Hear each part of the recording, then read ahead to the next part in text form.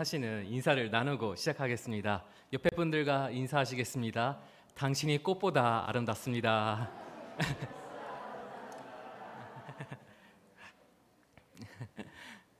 어느새 제가 한국에 들어온 지 4개월이 지났습니다. 긴 해외 생활 동안 떨어져 있던 부모님과 매일 함께 지내면서 쉼의 시간도 갖고 또 일본에서 보냈던 제 선교 생활을 천천히 뒤돌아볼 수 있었던 것 같습니다.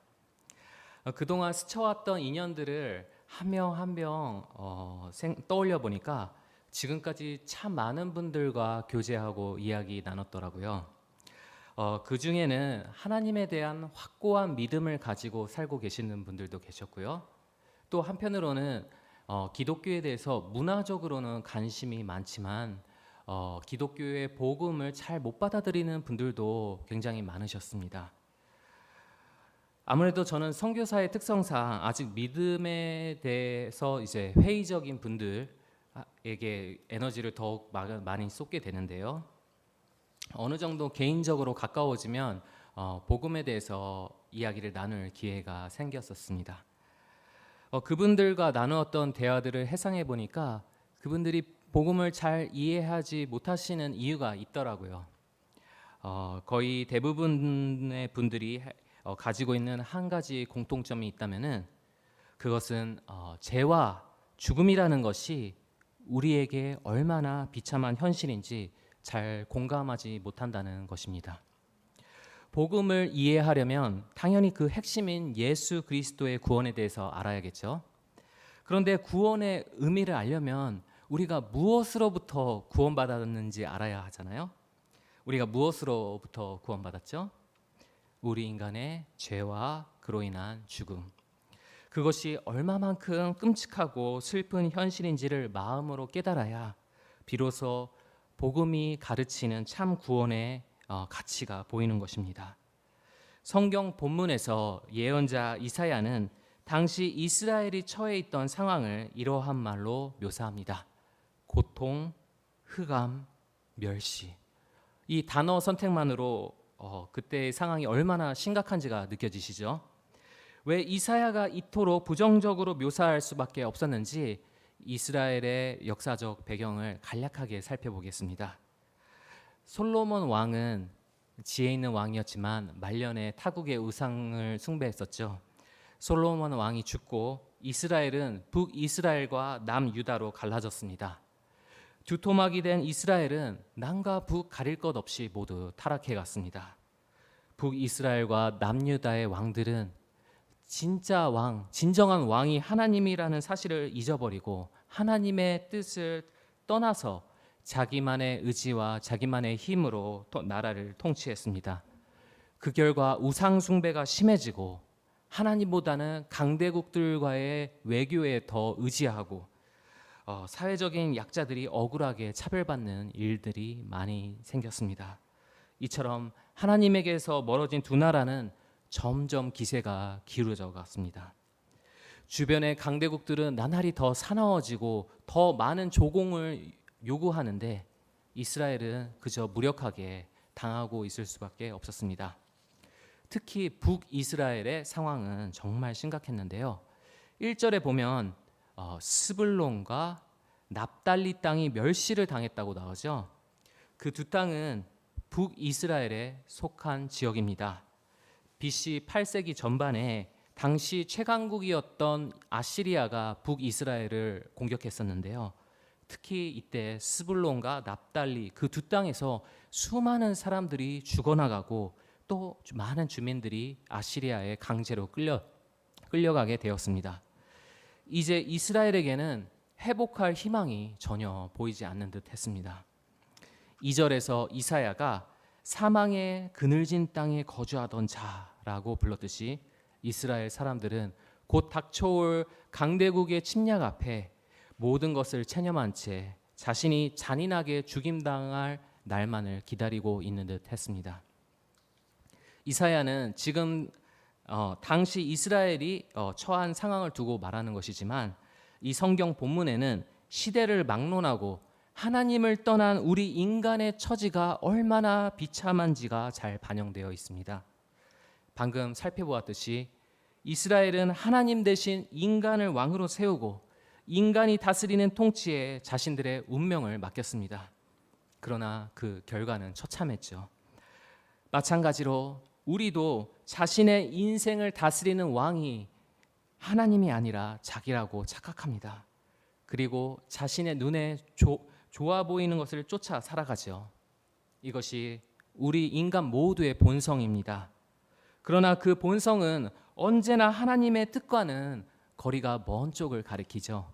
그 방향을 쫓아서 정신없이 살다 보면은 어느새 점점 하나님과 멀어집니다.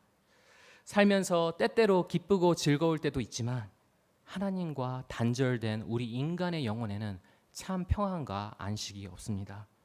그러다가 언젠가 죽음이 다가오고 죽음과 동시에 하나님과 우리는 완전히 단절됩니다.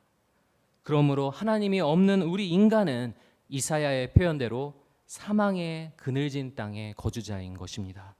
그 누구도 죽음이란 운명을 비켜갈 수는 없는 것입니다. 이러한 의미에서 죽음만큼 우리 모두가 흥미롭게 이야기 나눌 수 있는 주제가 있을까요? 단 한 명의 예외도 없이 우리 인간 모두에게 공통점이 하나 있다면 그것은 죽는다는 것입니다. 나도 나의 사랑하는 가족도 친구들도 언젠가 반드시 떠나갑니다.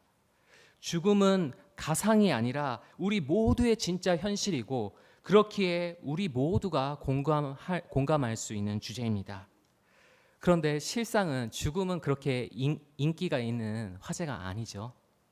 팀 켈러 목사님이 쓰신 책에 한 책에 현대 사회에서 보이는 한 가지 흥미로운 특징이 써 있는데요. 그것은 사람들이 죽음에 대해 별로 이야기하지 않는다는 것입니다. 어떠한 사망 사건이나 질병으로 인한 사망 등 제3자 입장에서의 죽음은 자주 언급하는데요. 자신이 언젠가 맞이할 그 죽음이 도대체 무엇인가, 어떠한 의미인가는 거의 이야기하지 않습니다. 죽음에 대해서는 가능한 덜 생각하고 대신에 행복하고 기분 좋은 다른 것들을 생각하려고 합니다. 팀 켈러 목사님의 지적대로 이것은 매우 특이한 현상입니다. 왜냐하면 현대사회에서는 매우 노골적이죠. 동성연애, 불륜, 정치인들의 비리, 이전에는 정말 다루기 힘든 화제였죠. 그런데 지금은 금기시되었던 것들이 자유롭게 이야기할 수 있는 사회 분위기가 되었습니다. 그러나 예외가 있죠. 그것은 바로 죽음입니다. 전에는 죽음의 의미나 죽음 이후의 운명에 대해서 사람들은 많은 관심을 가지고 이야기했었습니다. 그런데 오늘날에는 죽음에 대해 말하지 말라는 규칙은 없는데도 현대인들은 자기의 죽음, 가까운 사람의 죽음에 대해서 생각하거나 이야기하기 꺼려합니다. 현대에서는 죽음을 다 과학적으로만 이해하려는 경향이 강하죠. 죽음은 그저 너무나 자연스러운 자연 현상에 지나지 않다고 말합니다. 죽음은 우리의 몸이 생물적인 기능을 다해서 그저 작은 분자로 썩어서 분해되는 현상일 뿐이라고 말하죠. 옛날에는 죽은 후에 우리의 영혼이 육체를 떠난다고 보는 경향이 강했죠. 그런데 오늘날에는 영혼은 실제로 존재하지 않는다. 인간의 마음, 생각, 그리고 인간이 느끼는 감정 다 모두 뇌에서 물질 화학적인 반응이 일어나서 생기는 것뿐이다 라고 말하죠. 우리가 죽은 후에는 몸과 정신이 그냥 썩어서 없어지는 것일 뿐 자기 영혼이 죽음 너머의 어떤 세상에 들어가는 일은 실제로 일어나지 않는다는 것입니다. 죽음은 우리가 그렇게 슬퍼하고 두려워해야 할 대상이 아니라 너무나 당연한 과정이라고 보기 때문에 현대사회에서 죽음의 의미는 이전보다 훨씬 더 가벼워졌다고 볼 수 있습니다. 그런데 죽음의 의미가 정말로 가벼워졌다면 사람들은 이전보다 더 부담 없이 죽음에 대해서 자유롭게 이야기해야 하는데 오히려 죽음이라는 현실을 마주하기 꺼려합니다. 어느새부터인가 암묵적으로 죽음은 가능하면 서로 입에 담지 말아야 할 금기 화제처럼 되어버렸습니다. 죽음에 대한 사람들의 인식이 언제부터 이렇게 변화하게 되었을까요? 과학과 기술과 산업이 많이 발전했던 근대 시대부터라고 하는데요. 당시를 살았던 예술가들은 이러한 인식의 변화가 흥미로워서 작품으로 많이 표현하고는 했었습니다. 이전에 춤추는 죽음이라는 미학책을 읽어본 적이 있었는데요. 사람들이 가지고 있는 죽음에 대한 생각이 시대별로 어떻게 변해왔는지 미술 작품을 통해서 살펴보는 책이었습니다. 그 책에서 흥미롭게 봤던 작품 몇 개를 여러분들한테 보여드리려고 합니다.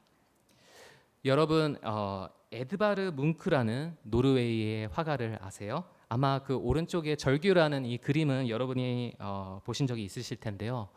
주인공이 뭔가 좀 불안해 보이죠? 뭉크는 20세기 전반을 살아가는 사람들의 마음속에 공통적으로 어떠한 불안이 존재한다는 것을 감지했었습니다. 특히 뭉크는 죽음에 대해서 관심이 많았는데요.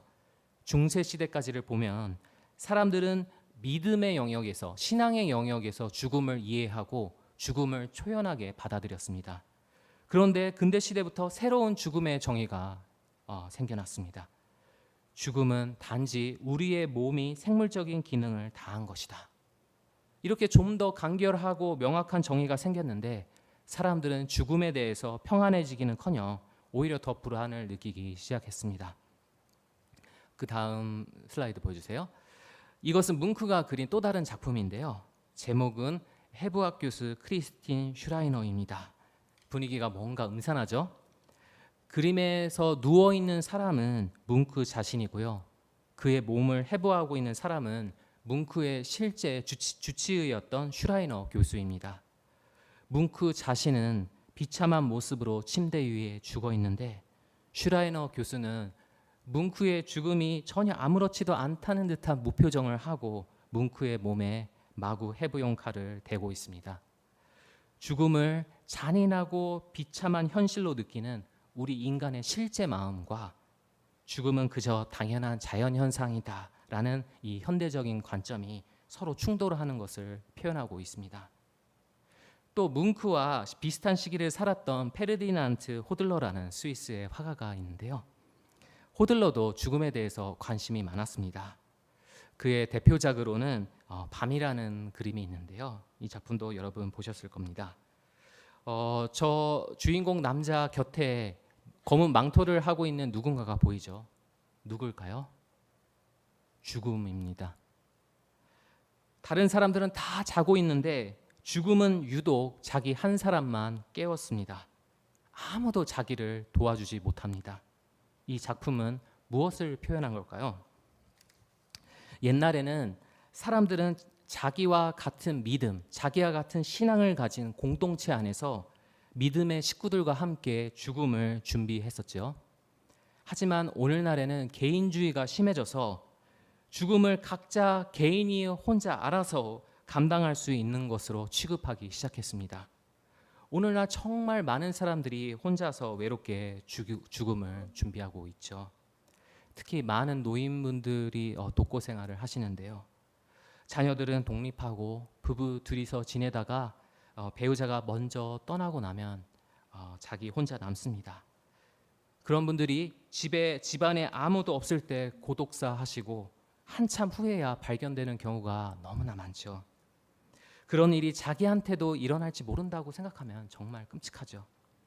홀로 죽음을 맞이하는 그 공포가 아까 그 그림, 그 남자의 표정에 잘 표현되어 있습니다. 다시 그 그림 볼 수 있을까요? 예. 그런데 저 남자 얼굴을 자세히 보면 아까 봤던 그 사진 속의 누군가와 많이 닮아 있죠. 바로 그 호들러 화가 본인인데요. 저 많은 사람들 중에서 자기 홀로 외롭게 맞이하는 현대인의 죽음, 현대인으로서의 호들러 자신의 죽음을 표현한 것입니다. 뭉크와 호들러의 작품이 보여주듯이 우리가 살고 있는 이 시대는 죽음의 무게를 줄이려고 온갖 시도를 했습니다. 죽음을 자연현상으로만 보고 영적인 영역, 믿음의 영역은 제거하려고 했습니다.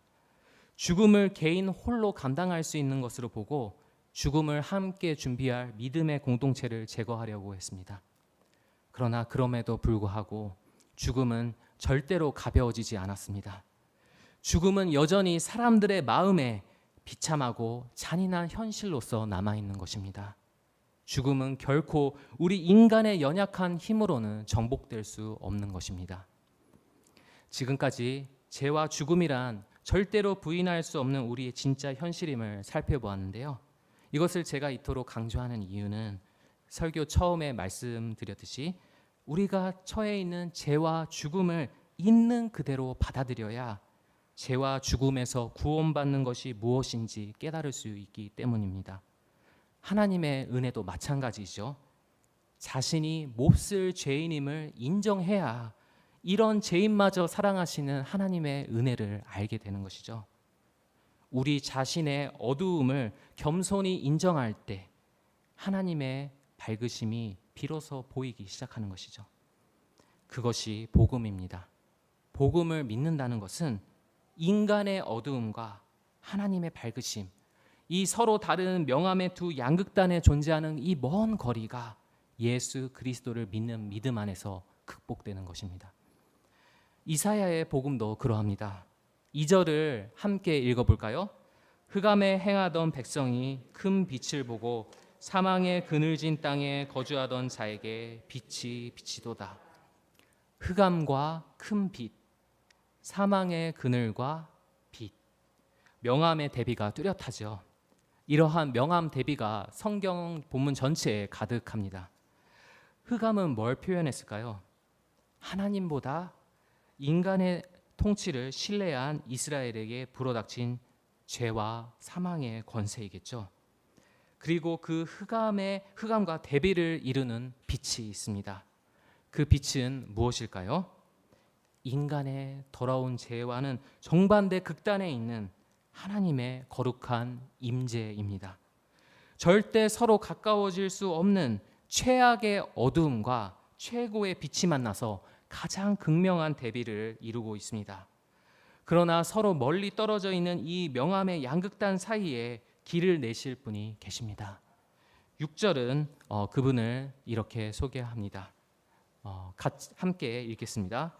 이는 한 아기가 우리에게 낳고 한 아들을 우리에게 주신 바 되었는데 그의 어깨에는 정사를 메었고 그의 이름은 기묘자라 모사라 전능하신 하나님이라 영존하는 아버지나 평강의 왕이라 할 것이니라.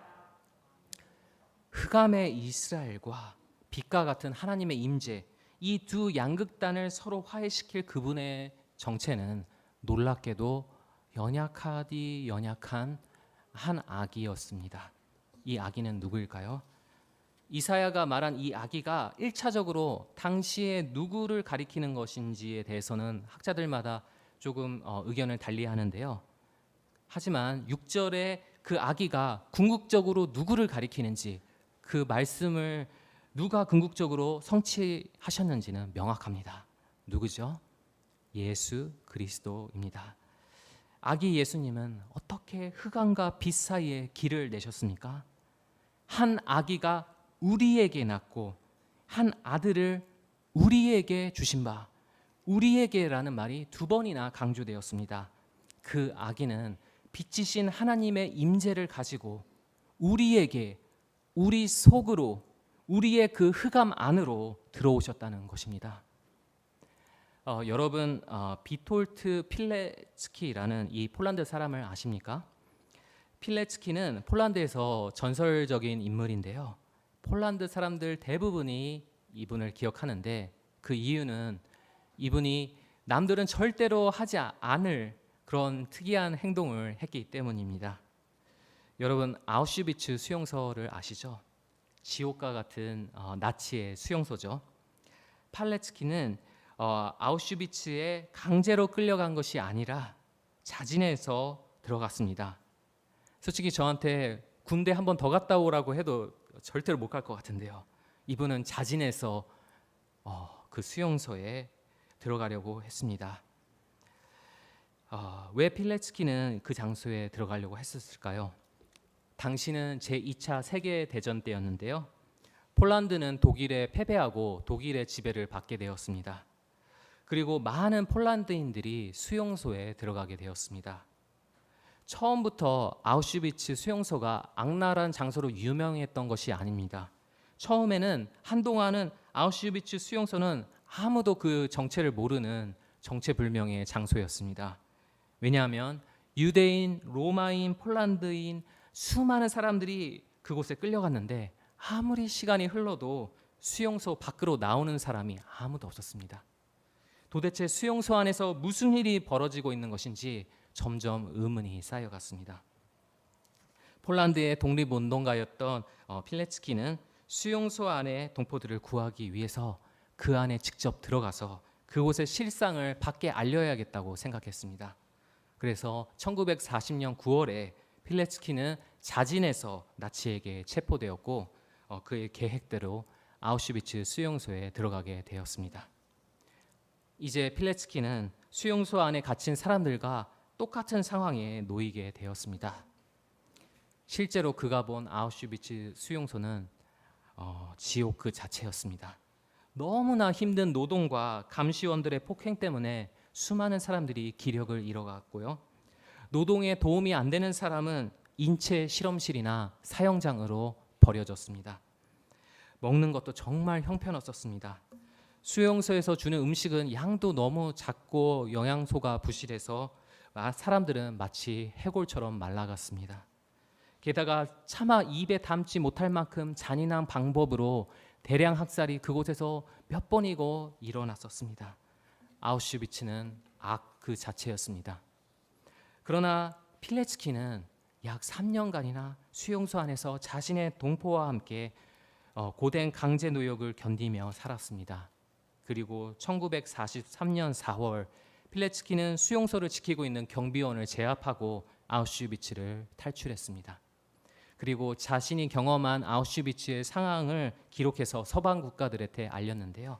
이것이 바로 필레츠키의 성을 제목으로 붙인 비톨트 보고서입니다. 이 보고서는 나중에 아우슈비츠의 사람들을 구하는 데 매우 중요한 역할을 하게 됩니다. 여러분, 이 이야기를 어떻게 들으셨습니까? 어떤 분들은 필레츠키의 이 이야기가 인간이 되신 아기 예수님과 공통되는 부분이 많다고 느끼실 겁니다. 우리가 이 이야기로부터 감동받는 이유는 필레츠키가 수용소 안의 동포를 해방시키기 위해서 수용소 밖이 아니라 수용소 안으로 직접 들어갔기 때문입니다. 그리고 그는 동포와 함께 그 힘든 생활을 공유하며 그들의 고통을 공감했습니다. 그것이 필레츠키가 동포를 구하는 방법이었습니다. 그렇다면 예수님께서는 우리 인간을 죄와 죽음으로부터 해방시키기 위해서 어떻게 하셨을까요? 그분도 우리가 사는 이 깨어진 세상의 바깥이 아니라 그 안으로 들어오셨습니다. 그리고 그분은 이 험난한 세상을 살아가는 가운데 우리가 경험하는 모든 아픔과 고통을 직접 경험하셨습니다. 나사렛이라는 가난한 마을에서 미천한 신분으로 그는 가난과 불합리한 차별을 경험하셨습니다. 항상 남들의 시기와 질투를 견디셔야 했습니다. 가장 신뢰하고 사랑하는 사람들로부터 배신당하셨습니다. 온갖 고문으로 육체적인 고통을 경험하셨습니다. 그분은 우리의 이 비참한 세상 안으로 들어오셨을 뿐만 아니라 이토록 철저하게 우리와 같은 경험을 겪어보셨습니다. 그래서 예수님은 우리를 너무나 잘 알고 계십니다. 우리의 어떤 부분이 약한지, 우리가 어떠한 시험에서 자꾸 넘어지는지, 무엇에 상처받는지, 무엇으로 고통스러워하는지 그 모든 것을 완전하게 이해하고 공감하고 계십니다. 이처럼 그가 우리와 같은 인간이시기에, 우리와 같은 경험을 공유하고 계시는 분이시기에 그분은 우리 인간을 대표하실 수 있었고, 그렇지만 우리와는 달리 죄가 없으셨기에 우리의 죄를 대신해서 죽으실 수 있었습니다. 우리와 같으신 그분이 우리의 대속물이 되어주셨기 때문에 우리는 죄와 사망의 어둠에서 해방되어 아버지 하나님께 옮겨진 바 되었습니다.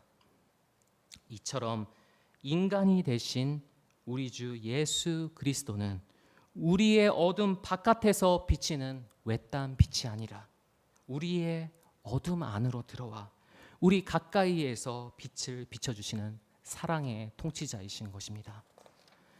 이사야는 통치자이신 아기 예수님에 대해서 4가지 명칭을 붙였습니다.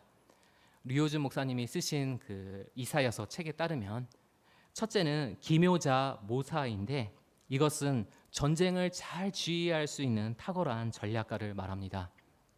둘째는 전능하신 하나님, 강한 신인데 고대에는 전쟁이 일어나면 자기가 섬기는 신이 반드시 함께하며 승리로 이끌어 주리라는 그 믿음으로 굳건히 버티며 싸웠다고 합니다. 셋째는 영존하시는 아버지인데 이것은 가정을 잘 돌보고 사랑 많고 성실한 아버지 상을 가리킨다고 합니다. 마지막으로 4번째는 평강의 왕인데 하나님의 뜻을 따라 정의와 공의로 백성들을 섬기는 왕을 말한다고 합니다. 예수님께서는 이 4가지 전부를 가지고 계신 통치자이십니다. 이런 분이 우리의 삶을 다스려 주신다면 얼마나 큰 위로가 되겠습니까? 우리는 예수 그리스도를 믿고 구원을 받았지만 구원은 한순간으로 끝나는 것이 아니죠. 이스라엘은 출애굽한 후에 바로 약속의 땅에 들어간 것이 아니라 먼 광야길을 거쳐서 약속의 땅에 들어갔습니다. 마찬가지로 우리도 예수 그리스도를 믿고 구원의 여정을 시작했지만 아버지 하나님의 품에 완전히 안길 때까지 광야와 같은 인생길을 계속 걸어가야 합니다. 죄로 인해 깨어진 이 분당 같은 세상에서는 하루하루가 쉽지 않죠. 연약한 내 자신 때문에 힘들고요. 참 이기적으로 살고 있는 내 주변의 누군가, 늘 나에게 상처를 주는 누군가 때문에 힘들고요. 경제적으로 벅찰 때도 있고요. 이 사회의 불공정함 때문에 화가 날 때도 있고요.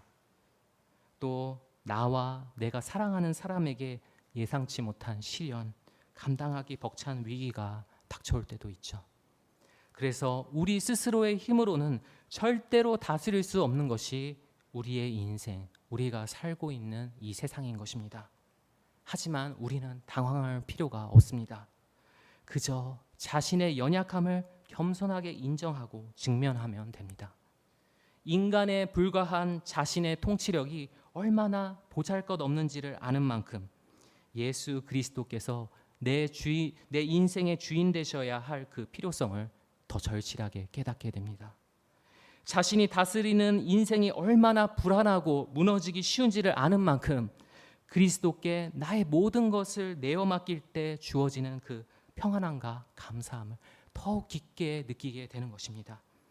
우리는 그저 자신의 있는 그대로의 연약함 속에서 참 통치자이신 예수 그리스도를 갈망하면 되는 것입니다. 그러면 그분은 내가 겪는 어둠의 바깥이 아니라 바로 내 가까이에서 내 모든 발걸음을 인도해 주실 것입니다.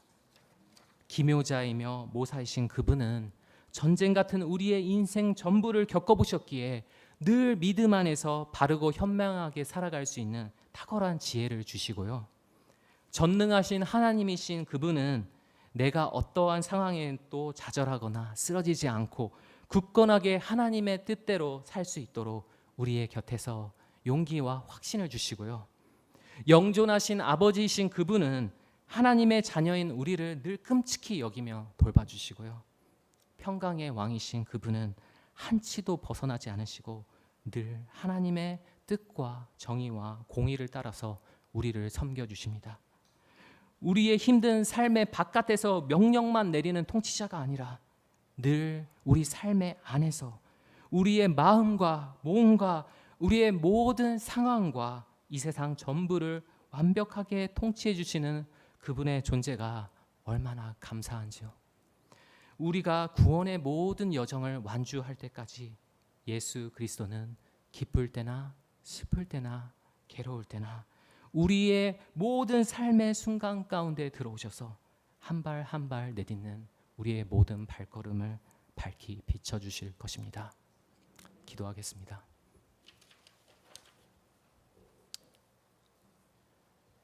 사랑하는 하나님 아버지, 우리는 너무나 연약하고 연약하여서 자신의 연약함조차 직면하지 못하고 고개를 돌려버리는 죄인에 불과함을 고백합니다. 그러나 이러한 어둠 속에 저희를 저버리지 아니하시고 우리의 어둠 안으로 들어오셔서 우리가 당하는 그 모든 슬픔과 고통을 직접 경험하시고 우리를 위로하여 주시고 우리를 아버지 품 안에 안기실 때까지 우리와 늘 함께 하여 주실 것을 감사드립니다. 우리가 당신의 은혜 안에서 늘 당신의 주권과 통치를 사모하게 하시고 하나님의 뜻을 따라 내 모든 인생과 생명과 모든 뜻을 하나님께 맡겨 사는 그 기쁨을 저희들이 깨닫도록 도와주시옵소서. 이 모든 말씀 감사드리오며 예수 그리스도의 이름으로 기도드렸습니다. 아멘.